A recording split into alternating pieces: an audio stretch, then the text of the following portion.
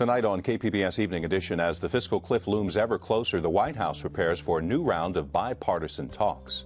You may be able to buy shares of SeaWorld someday soon as the company makes a move toward the stock market. And if you love that new car smell, head to the San Diego Convention Center where the International Auto Show is revving up. KPBS Evening Edition starts now.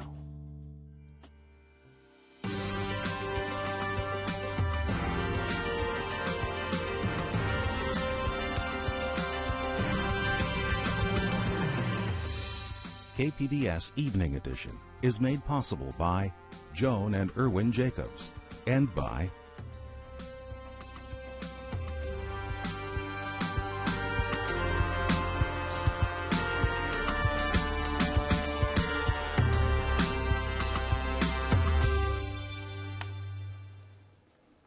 Hello, good evening. Thanks for joining us. I'm Dwayne Brown.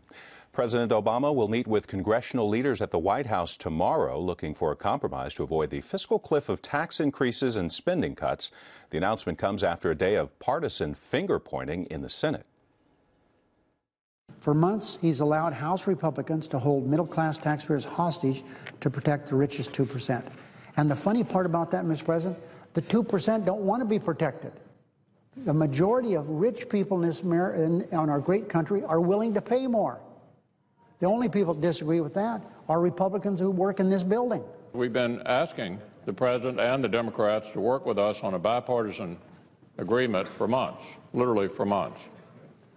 A plan that would simplify the tax code, shrink the deficit, protect the taxpayers, and grow the economy. But Democrats consistently rejected those offers. Now, tomorrow will be the first time the president meets with all four congressional leaders since mid-November. Without a deal, current tax rates will expire on December 31st, and the federal government would have to make across-the-board spending cuts of about $110 billion. Analysts say the combined impact of tax increases and spending cuts could mean a hit of close to $6 billion for San Diego.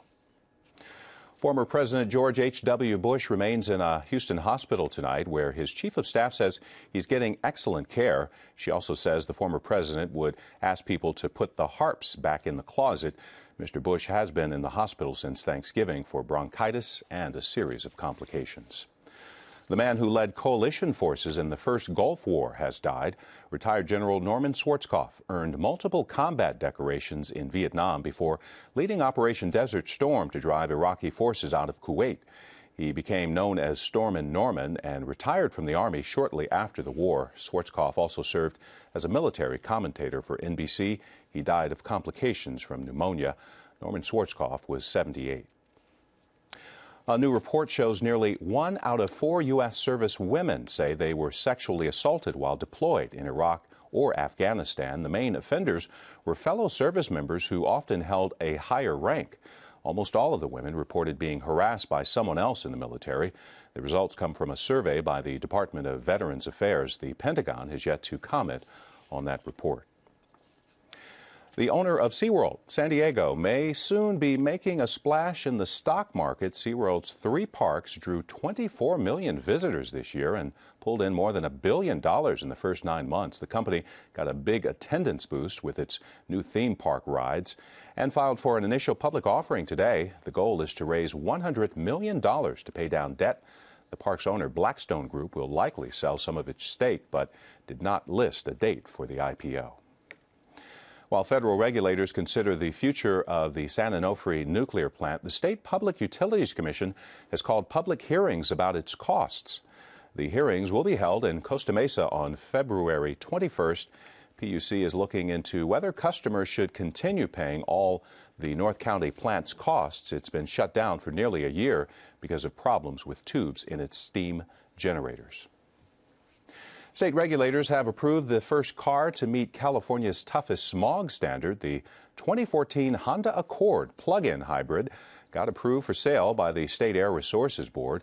The car emits just 20 milligrams of smog-forming emissions per mile, which is much lower than the standard Accord. The new car expected to be on the market next month. Hybrid and electric technology is one of the features of this year's International Auto Show. It runs through Sunday at the San Diego Convention Center downtown. KPBS reporter Tom Fudge was there today as they opened the doors. If anybody's shopping for a new car, this is the best place to do it because we have over 400 2013 vehicles from nearly every manufacturer on the planet inside that hall. We're at the opening of the San Diego International Auto Show at the Convention Center, and imagine a whole exhibition hall that smells like a new car. The sights include many cars that have created a buzz, an electric buzz. They include the new Chevy Spark, an all-electric vehicle. 2014 models are going to be in showrooms this summer. GM says they go about 80 miles on one charge. Toyota was there showing off its plug-in Prius and another sedan you won't find at the dealer. This slightly sexier plug-in is called the NS4, and it's a concept car. Concept is really introducing an idea, and then when they bring it to, say events like this, any auto shows all across the country, they get feedback from consumers, and then they see how viable it is to produce a vehicle like this. The San Diego Auto Show has more than just new models. There are the star cars featured in TV and movies, like this Gotham City Squad car from Batman films, and that old black and white you may remember from Adam 12. And in one corner of the hall, you'll find some homemade electric cars. They were converted from gas to electric by San Diego hobbyists like Bob Van Gorder. You take everything that's gas out of it. You keep the transmission in it. You buy an adapter plate, and you put an 8-inch or 9-inch or 11-inch motor to the transmission, and then just put the batteries and the controller in and go. It's pretty simple. From the world of cars, I'm Tom Fudge, KPBS News. County Sheriff's Department is asking folks to start planning now for a safe New Year's Eve. Deputies say they will arrest drivers who've been drinking, and they're recommending a couple of ways to get a safe ride home. One is AAA's Tipsy Tow service, offering a free ride and tow of up to 7 miles. The contact number is 1-800-400-4AAA. The other service is called Be My Designated Driver. You can reserve a personal driver in advance at BeMyDD.com. We've also got links for this information on our website. A San Diego pharmaceutical company will pay $11.4 million to settle a case of alleged kickbacks to doctors. The Justice Department says the kickbacks were part of Victory Pharma's effort to market its products. Prosecutors say the company gave doctors a variety of gifts to get them to write prescriptions for its products. They say kickbacks violate patient trust. The settlement lets Victory Pharma avoid prosecution. Healthcare reform was one of the big stories of 2012, and so was funding for education. Peggy Pico continues our look back at the year. Healthcare reform and education funding and services were some of the biggest stories of 2012. Joining me with an update of those stories and more are KPBS health reporter Kenny Goldberg and KPBS education reporter Kyla Calvert.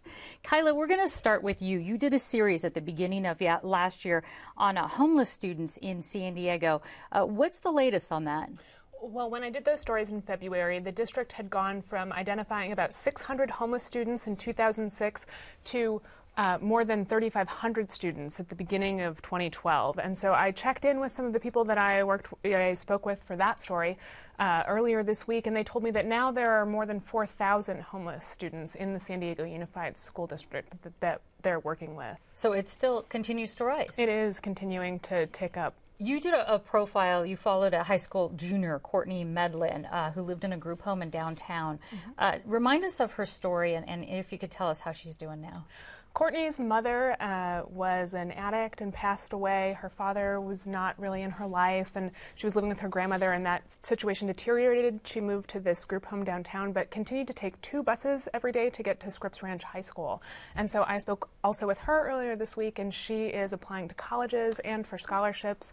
And actually a couple of people who saw that story on her have set up a small college fund for her. Oh, fantastic. That's a great update. And Kenny, among the health issues that you covered this year, one of the big ones was the rise in prescription drug abuse in San Diego. What was the situation? What did you find, and where does it stand now? Well, it's now the leading cause of accidental death in San Diego. It surpassed even car accidents. So we're seeing a lot of addiction to Vicodin, to OxyContin, to other prescription pain pills. We're also seeing a rise now in the abuse of prescription tranquilizers like Valium and Xanax. And so it's an enormous problem. In high schools, in San Diego high schools, 1 out of 5 kids say they've abused prescription drugs. So it's across all age groups. And that's not the only drug making a comeback. It seems that heroin is making a major comeback.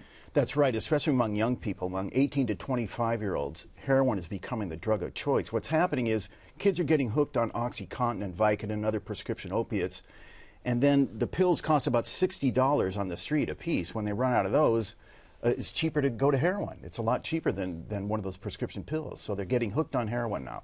Once again, yeah, a big surge, you were saying. A very big surge. The number of kids in the 18 to 25-year-old age in treatment has tripled for heroin addiction.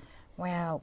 Kyla, let's get back to the schools and the passage of Proposition 30, obviously a huge story here. It was a big relief to a lot of schools here. That's but right. what is the impact going to be, do you think, in the coming year? Well, the impact that we can really say right now is that Prop 30 prevented about $6 billion in cuts that would have mostly fallen on education. So in San Diego Unified, that meant that they didn't cut 3 weeks from the school year, and other districts around the county were poised to cut days from the school year.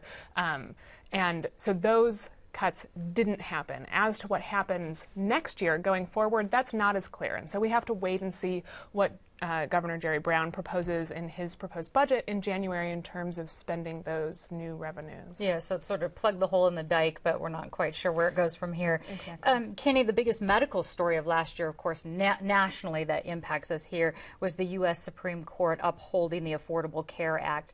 What does that mean to Californians and, by default, San Diegans?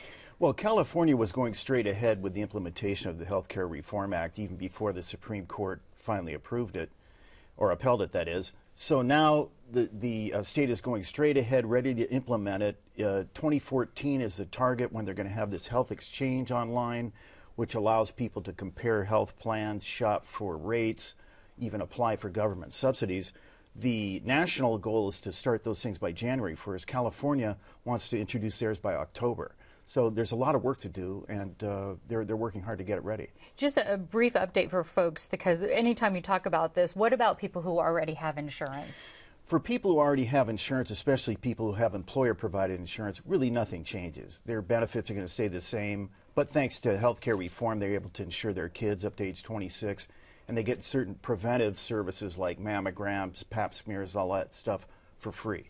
All right. Well, we are out of time. So KPBS reporters, thank you so much, Kyla Calvert and Kenny Goldberg. Thank you. Thank you.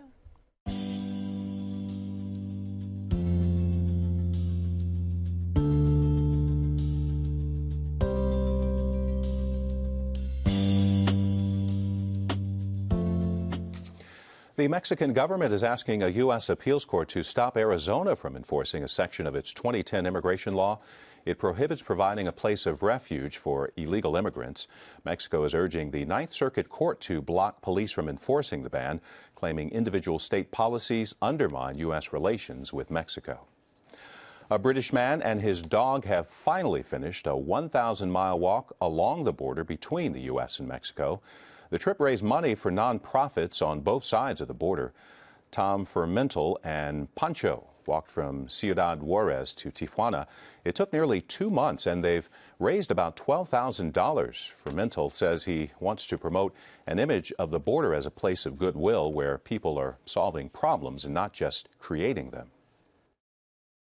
If you're a soldier or a policeman or a narco or the president or living in a slum or you have a business that can suffer from extortion, then of course it can be a very dangerous place. But I think what I also wanted to show is there's an awful lot of very positive initiatives going on. Next week, Fremantle plans to return to CIudad Juarez, where he's been working with a charity. Losing weight and getting more exercise is a common New Year's resolution. Doctors say most adults should get about 150 minutes of moderate exercise a week. But it's a tall order for some folks to find the time and motivation. That's why a San Diego company has come up with a new smartphone app to help out. KPBS reporter Claire Trageser gives us a look.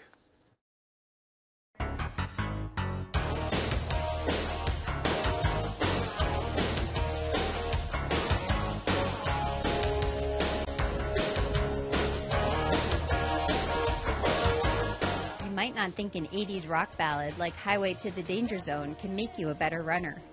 But San Diego entrepreneur Will Turner says it definitely can. A few years back, I ran my first marathon, and this was a time before the smartphones like iPhones and Android phones were available.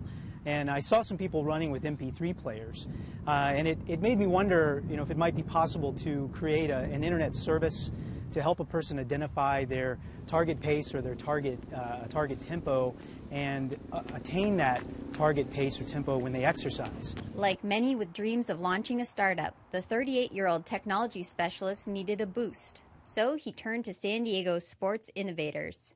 The UC San Diego sponsored program coached him on how to start his company, Pace DJ. He launched a website and smartphone apps to match music with a runner's pace.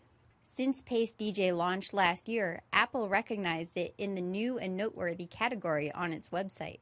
Turner gave me a quick rundown of how the $2 app works.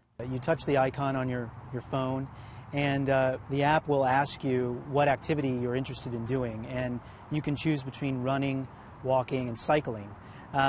Let's just say we choose running. The app will start you out at a default step rate of 160 steps per minute or beats per minute. While there are similar websites and apps like Upbeat and JogTunes that also find songs to match your pace, Turner says Pace DJ is different. We're a highly personalized service. We put control in the user's hands to optimize their target pace or tempo. I've covered hundreds of miles since I started running after college and have listened to music for most of them. But when I tried out the Pace DJ app on my phone, it said most of the music I usually listen to is slower than my recommended 158 beats per minute. So I went to the Pace DJ website and downloaded a few of the songs they recommended, including Highway to the Danger Zone. Now I'll try them out. You're exercising and there's nothing to, sort of distract you. What you have is basically you can sit there and listen to your heart pounding. You can actually feel the perception of fatigue and the effort. So music becomes a good distractor, in essence. Fabio Camano is an exercise physiologist who works for the National Academy of Sports Medicine. He says there's a lot of evidence that music can help you run longer or make you feel less tired than you really are. And he says music at the right tempo can distract you from the pain of exercising and amp you up. It helps so much, in fact, that Camano says some races and the U.S. Track and Field Association have banned music in part because its effects are almost like taking a performance-enhancing drug. It can influence your breathing rates, your heart rates. We talked about it kind of distracts people from the effort so they feel like they can work out with less effort. These are all going to have a performance-enhancing effect. So we call it an ergogenic aid. But Edward Agunos, who heads the San Diego running group, says he never listens to music while he runs. I don't run music mainly because I find it really distracting. I like to focus on certain things. I like to focus on my foot strike. I like to focus on my posture. I like to focus on my breathing. Maybe if I'm carrying any tension within my body, so I remain the most relaxed I can possibly be. I like to pay attention to those things. I mean, those things really matter when you're really digging deep, so to speak. And music just takes away from that. Agunos says if he's listening to music, it messes with his pace. When I listen to music, I find that whenever I hear a certain song or whatever that has a certain tempo, my cadence kind of gravitates towards that tempo, which is an undesired result. But Pace DJ founder Turner is betting a lot of people, including him, like listening to music when they run. And if they don't run already, music might make getting started a little less painful. An application like Pace DJ can be useful to people who are already active. They can find benefits in using the app to influence their workout, but it might also be helpful to people who are maybe not as healthy as they want to be. Maybe they want to lose some weight, and they can turn to an app like Pace DJ as a tool to get started and have some fun and start exercising more. Here's one thing I know for sure. If I keep running with the music at the beat Pace DJ recommends, I'll have to find something better to listen to than the theme song to Top Gun. KPBS reporter Claire Trageser. Pace DJ is available on Android and the iPhone. I'm Gwen Eiffel. On the next news hour, the fiscal clock is ticking as the president and Congress come back to Washington to try to forge a deal. That's Thursday on the PBS News Hour. San Diego weather, we have some cloudy days ahead, but no rain in the forecast. A high surf advisory is in effect until 10 tomorrow morning. Inland temperatures will be around 60 degrees for the next few days, down to the 40s and upper 30s for the mountains, mid-60s for the desert. Big waves are what we can see, but there's a lot going on under the surface of the ocean. KPBS reporter Susan Murphy gives us a closer look at what's lurking in San Diego's hidden underworld. Scientists compare the waters off of California to Africa's Serengeti Plain for its richness of life. Most of the Pacific Ocean's top predators thrive there, including great white sharks. But San Diego's offshore dorsal-finned residents are mostly harmless pups. We don't actually see too many large white sharks off of Southern California. They occasionally come through, but we don't have any resident fish, we think, in the area. Shark researcher Nick Wagner with Scripps Institution of Oceanography says San Diego waters provide a nursery ground for the 5-foot-long great white newborns, but their parents tend to stay away. There's no parental care for white sharks.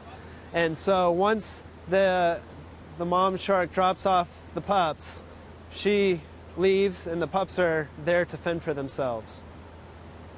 And so the pups seem to end up off our coast in Southern California, and they're probably attracted to high abundances of fish, generally calm waters, and the area where they can best feel like they can survive. Wagner says the question that remains is exactly where females go to give birth. So we've never actually seen a white shark give birth, but because we have high numbers of juveniles in Southern California, we suspect that they give birth somewhere in Southern California or in adjacent waters. San Diego lifeguard Lieutenant Greg Buchanan says Mom does swim in close to shore on occasion to show off her large dorsal fin. Most recently on July 2nd, when a lifeguard and 8 witnesses spotted what they believed to be a 12 to 15-foot great white lurking off La Jolla shores. Swimmers were called out of the water and the beach was closed. The water was super clear that day, so we got a helicopter up within a few minutes. We had a rescue boat and jet skis and all the lifeguards looking. Buchanan says the big one got away that day, but he says shark sightings are on the rise. He says he receives about 2 to 3 credible reports every week. Our criteria is that if we find the confirmed shark sighting within 500 yards of shore, we're going to basically consider a closure. And then the area outside the 500 yards is what we'll describe as an advisory, which means we're going to tell everybody what we've seen and let them know that we're under a shark advisory, and then they can choose to exit the water or not. Buchanan says the most common area for sightings is La Jolla. Here at La Jolla Cove, the seal and sea lion population is about 300. They're a great white's favorite meal, and some researchers say they're the reason adult sharks occasionally come close to shore. Wagner says La Jolla's marine mammal population pales in comparison to other California beaches. The National Marine Fisheries Service estimates there are more than 300,000 seals and sea lions along the California coast, a number that has exploded in the last 40 years since the passing of the Marine Mammal Protection Act. Most of the large centers for white sharks are in larger areas where there's more abundant seals and sea lions and elephant seals. And so that's why we see an abundance of white sharks off the Central Coast. Near the Farallon Islands off of San Francisco, the other population center for adult sharks is off of Mexico's Guadalupe Island. But Chris Lowe, the director of the Shark Lab at Cal State Long Beach, believes La Jolla offers another draw for large sharks. One of the interesting things about La Jolla is you have that deep water canyon there, so it's possible that these sharks are staying deep and might periodically come up the canyon where they're exposed to shallower water. Wagner says great whites aren't the only large sharks off San Diego. So off the coast here we have a lot of mako sharks and blue sharks. Those are probably 2 of the most common oceanic sharks, large sharks that we have off our coast. In the springtime we get thresher sharks which come through and they drop off their pups in the spring and summer months. And they can get quite large as well. Wagner says San Diego sharks are mostly harmless to swimmers. We've only had a couple of fatal shark attacks in the last 100 years in San Diego County, so shark attacks are very rare in San Diego, and we always get, there's always a lot of excitement generated when a white shark is spotted, but there's very very few incidents with them attacking people. The Pacific Coast had 108 great white shark attacks recorded in the 20th century. Between 2000 and 2010, there were 54 attacks. Most victims survived. The latest fatality happened in 2008 off Solana Beach in North San Diego County. I would always tell people that sharks exist in the ocean, and so they need to know that. And then basically be aware, and if you see anything that you think is unusual and you think might be a great white shark, they should tell a lifeguard immediately, and then make sure that they stick around so that we can actually interview them and get firsthand knowledge of what they saw. Recapping tonight's top stories, congressional leaders plan to meet with President Obama tomorrow about the fiscal cliff standoff. Unless lawmakers come up with an agreement, automatic tax increases and spending cuts will go into effect on New Year's Day. And retired General Norman Schwarzkopf has died in Tampa, Florida. Schwarzkopf commanded the U.S.-led international coalition that drove Saddam Hussein's forces out of Kuwait in 1991. He was 78. And SeaWorld may soon be making a splash in the stock market. The park's owner filed for an initial public offering today, but didn't give a specific date for the IPO. The goal is to raise $100 million to pay down its debt. You can find tonight's stories on our website, kpbs.org/evening edition. Thanks again for joining us. You have a great night.